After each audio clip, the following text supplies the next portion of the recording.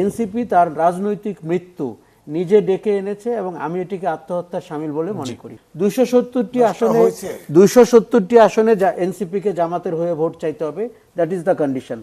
তার মানে তারা স্বাধীনতা বিরোধীদের হয়ে ভোট চাবে, নারী ধর্ষণকারীদের পক্ষ হয়ে ভোট চাবে, বুদ্ধিজীবী হত্যা যারা করেছে তাদের পক্ষ হয়ে ভোট। জুলাইয়ের সাথে এত বড় বেইমানি আর কোনো শক্তির করার সুযোগও ছিল না, সাহসও ছিল না।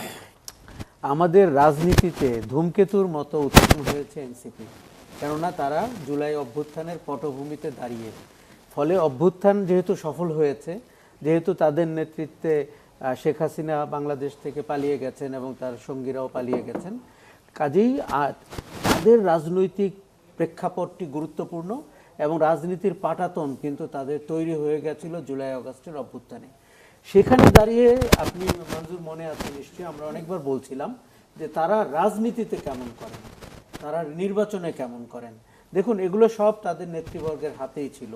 তারা কি রাজনীতি করবেন এই প্রশ্নের উত্তর আমরা কিন্তু শুরু থেকে পাইনি। তাদের অনেক চটকদার চমকদার কথা আমরা শুনেছি, সেকেন্ড রিপাবলিক, মধ্যপন্থা, এগুলো শোনেন, এগুলো বলতে বলতে খুব ভাল লাগে। আর চ্যাট জিপিটির যুগে এগুলো বলতে কোনো মেধা এই মুহূর্তে লাগে না, আপনি ধারও করতে পারেন।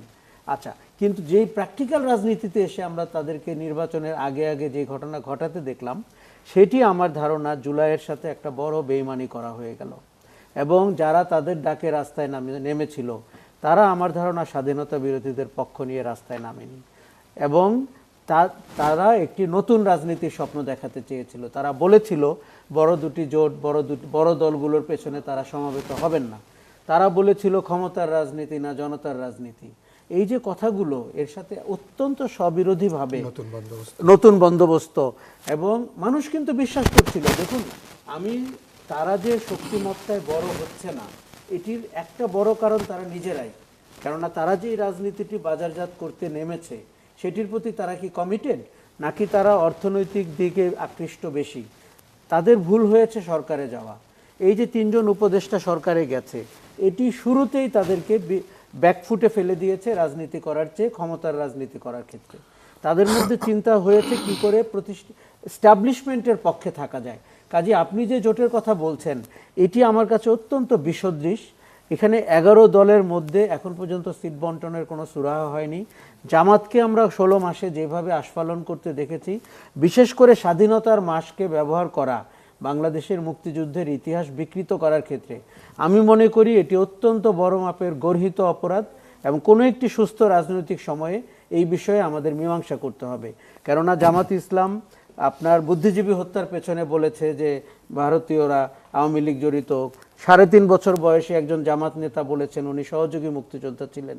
চিটাগাং বিশ্ববিদ্যালয়ের প্রভিসি যা বলেছেন, এগুলো কিন্তু রেকর্ডেড। আপনি যখন এনসিপি, তখন আপনি কিসের আশায়, কোন লোভে জামাতের জোটে গেলেন? এবং আপনি চিন্তা করেন 30টি সিট যদি বন্টন হয়েও থাকে, আই এম ভেরি ডাউটফুল 30টা হচ্ছে কিনা। 10টা হয়তো হবে। 270টি আসনে এনসিপিকে জামাতের হয়ে ভোট চাইতে হবে, দ্যাট ইজ দ্য কন্ডিশন। তার মানে তারা স্বাধীনতা বিরোধীদের হয়ে ভোট চাবে, নারী ধর্ষণকারীদের পক্ষ হয়ে ভোট চাবে, বুদ্ধিজীবী হত্যা যারা করেছে তাদের পক্ষ হয়ে ভোট। জুলাইয়ের সাথে এত বড় বেইমানি আর কোনো শক্তির করার সুযোগও ছিল না, সাহসও ছিল না। এনসিপি তার রাজনৈতিক মৃত্যু নিজে ডেকে এনেছে এবং আমি এটিকে আত্মহত্যার শামিল বলে মনে করি।